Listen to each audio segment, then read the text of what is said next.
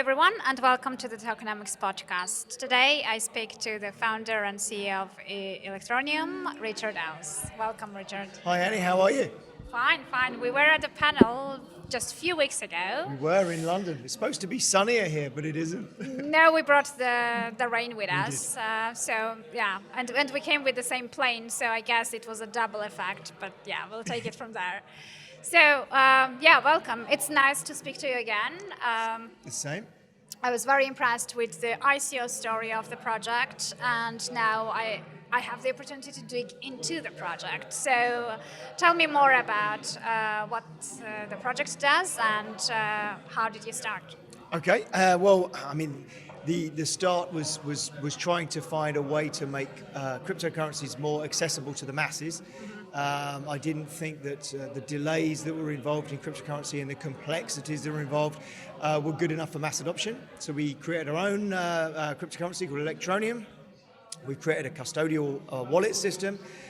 We've now got millions of users using that actually. It's easy to use. It's got instant payments, so you can check out of a shop or whatever very, very easily. And then the first thing we did is we made this amazing platform, and then we thought if we build it, then it will be adopted. But actually, mass adoption takes more than that. So we then thought, okay, well, let's start partnering up with people. So we've got top up of airtime in a number of countries: Tanzania, Nigeria, Uganda, Brazil, Turkey, a number of others, where you can buy airtime and data directly in ETN from the app. So that gave some immediate value to users. But once again, that still hasn't. It was driving a lot of users. I mean, we got 12,000 users a week or something signing up in Brazil. We did $28,000 worth of top-ups in Brazil last month. It's only been going for 3 months. So, the numbers are good, but they're still not the numbers I want. I want mass adoption. That's what I said I would get us. So, what we're now doing is we're just launching a piece of software. It's going into beta in the next 2 weeks, on the 18th, I think. That is a little bit like Fiverr or Freelancer. It's a freelance economy platform that enables people in the developing world to list a skill, which they may only sell that skill for, say, $3, which might well be a day's wages or more than a day's wages for some of these people. And they can list that skill, and then someone in America can buy that skill with a credit card. The remittance takes place in ETN, and that person, with virtually zero transfer cost. And then that person has now earned money from the global north without a bank. It's arrived with them. It's not money, it's cryptocurrency, but it's value.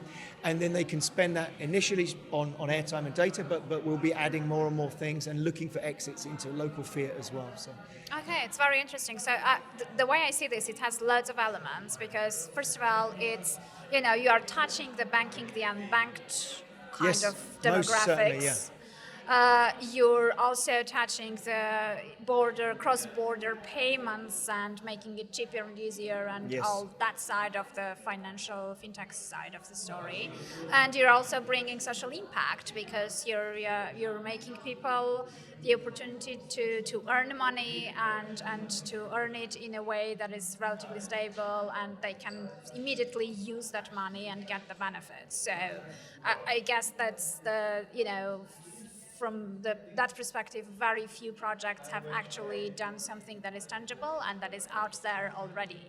No, it's very true. And they don't seem to, lots of projects don't seem to be about getting users. They only seem to be about trading, and we're actually a little bit less visible than we want to be, which is why I'm out here now, at this type of conference to try and say, look, actually we deserve a lot more credit than we've got in the crypto community.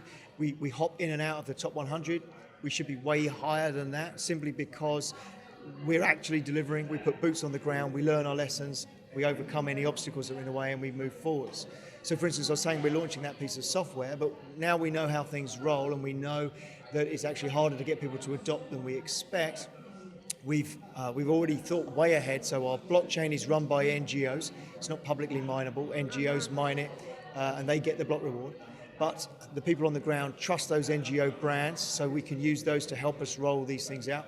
And we've got a not-for-profit that we are launching in Q1 of 2020, which is called Task School, which is an e-learning platform which enables people to learn a new skill. So it's all right us saying, oh, you can sell a digital skill, but people won't necessarily know how to do that or what skills they can sell. And that starts from very, very simplistic skills that only need a smartphone and a video camera, up to slightly more complicated skills. And the NGOs are helping us with that. So we're trying to think ahead. We're trying to make sure that we create this ecosystem that we've been talking about for a couple of years and actually get mass adoption. And I think mass adoption will happen, and it will happen in this sector, because this is the sector that want to be part of the global financial economy. I mean, you mentioned ecosystem, and it feels like, the way I'm looking at this, you can't really reach mass adoption and do a massive project by yourself. So obviously you need partners for these kind of geographies. You need probably local partners, which completely makes sense. But going back to the very beginning, you did an ICO for the project. So obviously it made complete sense because it was a blockchain project, and back then ICOs were doing really well. We know that not many still stuck around after post-ICO, and not many especially actually went to market with the existing product. So, and there are various reasons for that, one of them being the challenges and the bear market and everything else, which is the objective side of it. So how did you manage to get over that hard period and actually launch nevertheless? I think most of it was just experience. So I've got 2 digital companies. I've run a digital business for 20 years. A digital agency still around today, still makes really good money. I've got another digital product that, again, makes good money. Those are my businesses that make me money, which is great to have. And but I've learned so many things over 20 years of running those that the first part is treasury management. To me was second nature. I haven't gone. We've been extremely prudent on what we've spent. So we don't just go off and spend fortunes on things. We didn't move to a huge jazzy office that we could have done. We could have patted ourselves on the back and got some glitz and glamour. Our office is not. That's why many do the ICOs for. What about the Lambo? You didn't get a Lambo. No, I didn't. No. We've got this sort of business experience. The whole team has got business experience, and I think that's the critical part. If you spend the money prudently, and you've got good treasury management, and you know what you're trying to achieve, and you keep addressing each of the hurdles that are in the way towards achieving that, and you are genuine about achieving it. I think there's an awful lot of ICOs that might have come out with reasons why they failed, but I don't think that they got out of bed in the morning with the determination to make it happen, and I think that's critical. And our whole team is so driven. We know that we can make the world a better place, and that's an amazing thing to feel. So we get up in the morning and we're like, right, okay, and every day we're firing on all cylinders to make it happen. So I think passion, business experience is probably why we've managed to get this far, and we'll push this through to being what we've always said it will be. Okay, interesting. ICO, white paper, the product in the market. How different is the product from what you described it to be in the white paper? Quite different, I'd say. We only mentioned the Unbanked once in the white paper. And predominantly at the time, we wanted to get mass adoption, and that was the critical part for me. I just wanted to get people using cryptocurrency.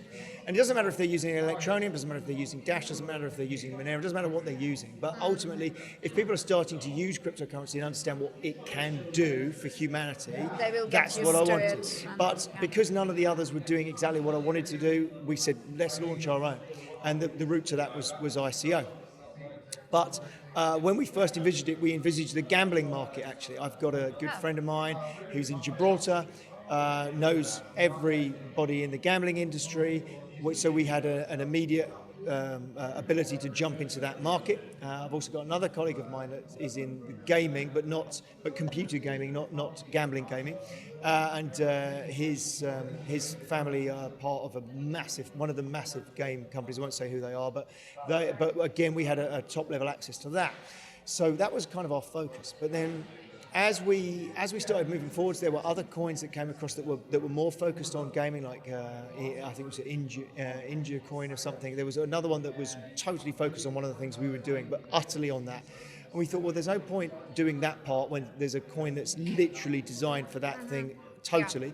So let's focus on other parts. And the Unbanked, what happened there is during the ICO, the passion that came from the developing communities about what we were doing came out. And people were talking to me on Telegram, and they were talking to me on WhatsApp, they were talking to me on email, or on social, and saying, this can do things that are amazing for us. So the whole team sort of said, well, should we be going down the gambling route, which is just, it's pragmatic. It's it doesn't have the same, which for me at least doesn't have the same passion to enable someone to gamble. It doesn't have the same passion as enabling someone to feed themselves. Yeah. So we all got a bit excited about this opportunity and said, well, I think we should change direction of the company.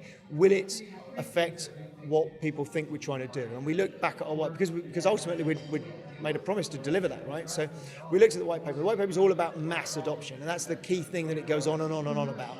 And in there, the Unbanked was very much a small part, but it was there. So we thought, you know what? We are not significantly changing direction of the business. We're still trying for mass adoption. It's just a slightly different market to what we described. But it is most assuredly the market that's going to work. For all cryptocurrencies, ironically, because these guys skip technologies. So they don't put up a 2G mast, they put up a 4G mast. Leapfrog, That's right, they leapfrog. So these people are the prime people to leapfrog other transmission techniques and go straight into this electronic money transmission that is cryptocurrency. Well, it's I really love this story because it illustrates that, when you actually pay attention to what your community says, and take into account the insight you're getting from there, it's very, very valuable, because very often what the startup owners are doing is they have their own tunnel vision of where they want to go and which route they want to take, and they completely ignore everything else that is coming at them in different signs and shapes and forms of, you need to pivot slightly, or this probably is not the right time, etc. So I really like that story, and I think that would be kind of the right segue to talking about communities. I mean, I've heard that your community is very engaged, and it has grown over time a lot. So what role does it play for your project at the moment? Well, firstly, I'd like to say thank you to our community, because they are awesome, and they are what keep us going, I think, more than anything. Is sometimes it can be quite soul-destroying. You're working and working and working and working, and we're trying to get into places, so we're constantly pitching people, and it's very hard to unlock the door for a cryptocurrency. Yeah. The world still hasn't embraced this yet, and so everyone has a brand they want to protect. They're very nervous about dealing with crypto, so we're constantly out there pitching. And for quite a long time, we've had some really big deals that are sort of just teetering on the brink, and I think we will probably see one of those come into play, hopefully in the first quarter of 2020, but I don't like to make promises anymore, because I thought that was going to happen a year ago, But the regulatory environment is starting to change. But coming back to the community, our community has been behind us, and they keep saying, keep going, well done, you are delivering stuff. And we've delivered an amazing amount in 2 years, actually. It's quite an extraordinary thing to see.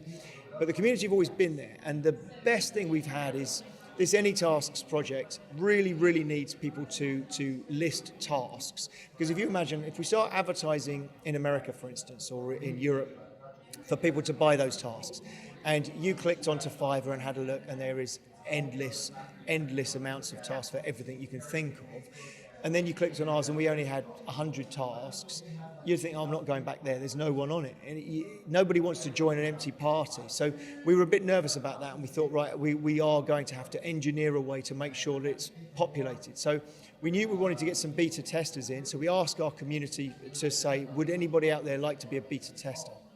We've had 25,000 people who are coming into our beta testing program. Yeah. I mean, they're giving up their time to come in and have a look and report bugs and find things. And out of those, 7,500 took the time to complete a very, very detailed questionnaire that has got so much demographic information, it's really useful to us for the project. And out of those, 20% of them, they actually run the task economy as a living. This is what they do full time. Okay. So we know we've got base. a huge user base that can come in and populate this with thousands or tens of thousands of tasks straight away, so that when people are coming in and buying, they'll see that there's plenty to buy. Then as we go into the more financially wanting economies, should we say, and we're starting to teach people new things, there's nothing to stop them coming in at their price point, because The people that we're building this for know full well we're not trying to get Americans and British people to list their tasks. You know, that there's other task economy platforms for that. We're trying to get the low end where people are listing tasks for a few dollars, and that few dollars will make a huge difference to people. So there's real corporate social responsibility as well. So if you are any SME anywhere in the world and you're buying social media content, instead of buying it at minimum wage or less than minimum wage from the global north, why not buy it at a massive increase to somebody's lifestyle and feed their children and buy it from the global south? I think that there'll be a lot of interest in it. Yeah, absolutely, and many kind of companies that have CSR initiatives or social impact kind of accent to their activities would really be interested in looking into this. So I think, absolutely, it will work out. So do you? I mean, since you already have this healthy community, do you run any ambassador programs? Any, do you use them for your marketing efforts? Not a great deal at the moment. There's some very passionate people that maintain our forums and things that stop people posting nonsense and things, and I'm very, very grateful to everybody who puts their time in to do that, because they're literally doing it out of the passion for the project. But we have a thing called ETN. Is it ETN Anywhere or ETN Everywhere? I've got a mental blank. I've been talking so much today. But we've got a project coming out in the new year, 2020, that has an ambassador program to try and build up knowledge of any tasks and this ecosystem. And just quickly, I'd like to say about that. So when I say about this ecosystem, no one in crypto has ever achieved an ecosystem like cash. So with cash, you get paid, you take your money out of the bank with a cash card, for instance, and you spend it in a shop, and that shop puts it in the bank, and then you earn some more money, you take it out. So it goes round and round, and it's been doing that for a long, long time. No one's done it in crypto. We are a whisker away from that with this, because remember that new money is coming in from credit cards, but we have to pay out in ETN. So we need to buy ETN. So the first place that we'll be buying ETN is off the exchanges. So we'll be buying from the market, but then you're going to have people that are accepting ETN that want to get back into fiat, and we've got 2 OTC desks that we've partnered with that will enable them to do that. And where are they going to buy ETN from? They're going to buy ETN from any tasks. Any tasks, ETN goes to the people, the people give it to them, and then any tasks can buy the ETN back. So we start suddenly seeing that we're buying the ETN, and we've got a circle, and when you draw it out, you're like, oh, hold on a second, that's the circle of money, and it's never happened. So we're really exciting to see that first time that one ETN actually travels all the way around that circle. We'll be doing a little dance, even though I think it's great tiny. Because the more you grow your user base, the higher liquidity you will end up having at the end. So it's kind of, by just acquiring users, many other boxes will be ticked, basically. Yes, exactly that. And it's nice to have a new money coming into the system, because we're dealing with NGOs, and part of that was to enable us to talk to regulators in countries. But one of the things we've seen is that people are scared. I say people, government organisations are worried about cryptocurrency because they see it as a potential for capital outflow from the country. And we've heard that again and again and again. But once this is live and we can demonstrate, look, here's one country, or here's one area, here's one region, you can see money is coming into the country. This is a wealth creation tool for the country. It is not a way of people managing to exit money out of the country to do nefarious things. We're KYC. These are the poorest people. Because they spend in the country as well, right? That's right. That's exactly right. They're going to be buying airtime and data or what have you. The more we can promote to the local economy to invigorate that and to create it, the better. Yeah, makes total sense, and it all works together in a really nice way. So, tell us where, which stage of the project you are at. Like, what is actually out there practically? What we can see. So right now, you can download the Electroneum app. We have a sort of a viral growth mechanism where we reward a little bit of ETN out to users for using the app, and that starts people being able to, in some countries you can get up to $3 worth. In the global north you won't get anything like that, but some of these countries that we picked as target countries, they're getting a little bit more once they learn that this is real. So I've just topped up my phone with airtime. That ETN, that was real. That was a valuable thing. That's what triggers the requirement to, one, introduce it to your friends, and two, how do I get more of this? Which is where we've got AnyTask coming. Now, AnyTask is not live yet. It goes into its first stage of beta on the 18th. First stage of beta is 20 users. We'll test it. There'll be bugs. Then that database will get cleared down. Then we'll go out to 500 of those wonderful community members. And then after that, after those 500 give us the feedback, it will go out to 25,000, and it will be fully live, absolutely, for the new year. But you'll be able to see it. It'll be working as of a couple of weeks' time, but you won't necessarily be able to participate. But our app does some amazing things. So one, you can buy airtime in those countries direct from ETN. Two, you got instant payments. So if you set it up with your friend and send an ETN to somebody, you'll see that it instantly says, "Yep, that's on the way." So you can understand how it works.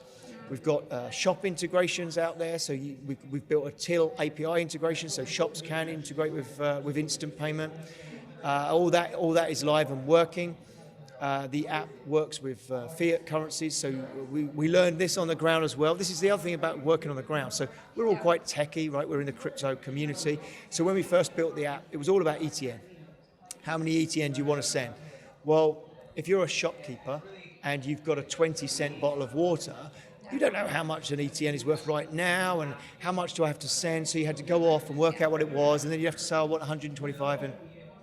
And it was only seeing that on the ground that we thought, we need to change that. Yeah. So now it's really easy. We've got loads and loads of fiat currencies. You set the one you want to work in, might be US dollars or it might be a more local currency. And you can say, I want 20 cents worth. Just press the little arrow button and it says, yep, that's X amount of ETN. And then it creates a QR code that requests that specific amount. So that the other person... So it's generated So it makes like a till on your phone. You've created almost like a little till. Okay. The person scans the QR code and sends you the exact right amount. You see it bleep, instant notification. They can walk off with a bottle of water and you know that 40 minutes later or something, the value will arrive. The instant notification has told you that the ETN will arrive, and then the blockchain takes its confirmation time. So how hard was it to onboard merchants? Because usually it's quite hard. It is hard. It definitely is hard. Every single person needs coaching directly, which is that ambassador program will be useful. So we have people. We've got stores, we've got hairdressers, we've got computer shops, and we've got coffee shops. There are people using it, but it's small time. And what you need is those corporates to come on. And we've got some, like I say, we've got some things pending that I'm sure we will get over the line at some stage. And part of getting those over the line, I believe, is going to be this AnyTask thing as well. Because if you can show that corporate social responsibility, if you can show that you're bringing wealth into a country, then suddenly the partnership is, you're not that doubt anymore. You're not that dark crypto thing that's dodgy and is used by criminals. Suddenly you're something that's wonderful and is feeding people. So if we can change that viewpoint, then I think we'll get these corporate deals over the line easier and faster. Yeah, I think it's all about proofs and user journeys and kind of, a real stories of real change happening.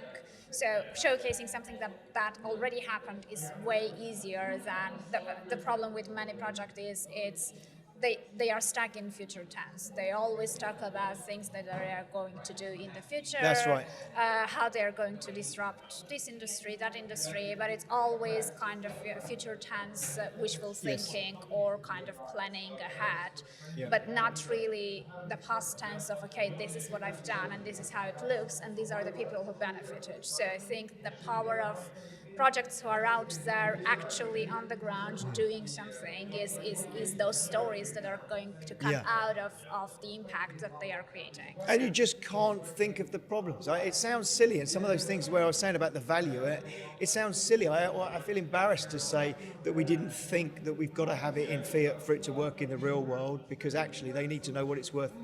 The bottle of water is 20 cents. It's not 200 ETN, It's embarrassing that we didn't think of it in advance, but that's just the real world. You get there, you hand something, you explain how they're going to use it, and then when they start using it, they're like, how do I do that? And you're like, I think the only way of not having these kind of issues is if you are absolutely identical to your ideal user.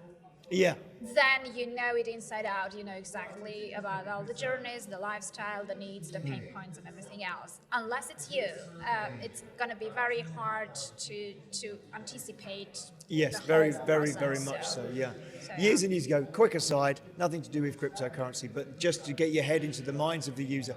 Years ago, we were writing some software to enable what were called silver surfers, older people, to join the internet. So this was probably back in the maybe early 90s. And so I got a whole bunch of people, we invited them in for tea and biscuits and said, if you can give up some of your time, we'll take you out to lunch. And if you could come in, we just want you to put a CD in the tray. It's going to insert and we're going to run our software. It's going to be the easiest thing to install in the world. And it explained the whole process. And the first thing that came up on the screen, because we'd learned from the first iteration of this, that people didn't even know how to use the computer. So right, perfect. So we said, right, okay, pick up your mouse and just move it around the screen. And about 4 people in the room picked it up and touched the screen with the mouse and moved it around. And sometimes you just can't predict user behavior because you only have your own view of the world. So absolutely, yeah. you need the users to sit there and to do it. So feet on the ground, absolutely essential. Yeah, so you're sticking to certain geographies for the moment? Well, we're expanding our geographies where there are opportunities. So effectively what we're doing is we're making sure there's the possibility of an ecosystem. So we've just launched 3 new countries in Africa, which we did fast track a little bit actually. They were on our planned list, but because we're talking about Africa here and mass adoption with Acon tomorrow, we thought actually it would be a really good idea to try and fast track them for the show. So we've just gone live with Nigeria, Tanzania and Uganda this week. And there are some other African countries that we're working with. All of the countries that we work with, we have an NGO partnership of some description. So we know we've got some people that know the local area and some exit possibilities into a possible way of doing fiat in the future. And that's going to be important, I think, because if you earn $100, you can't just buy airtime with it. So you need somebody in the country to have the ability to jump back out into fiat. Yeah. At which point that person might be the conduit. Even here, yeah. Right? It's not just specific to their countries. That's correct. Yeah, makes sense. And since you mentioned exit, I think it's probably a good idea to wrap this up. Indeed. So thank you so much for your time. No, thank you very much. I really appreciate it. It was really nice to catch up again. Thanks. Have a great day. You too.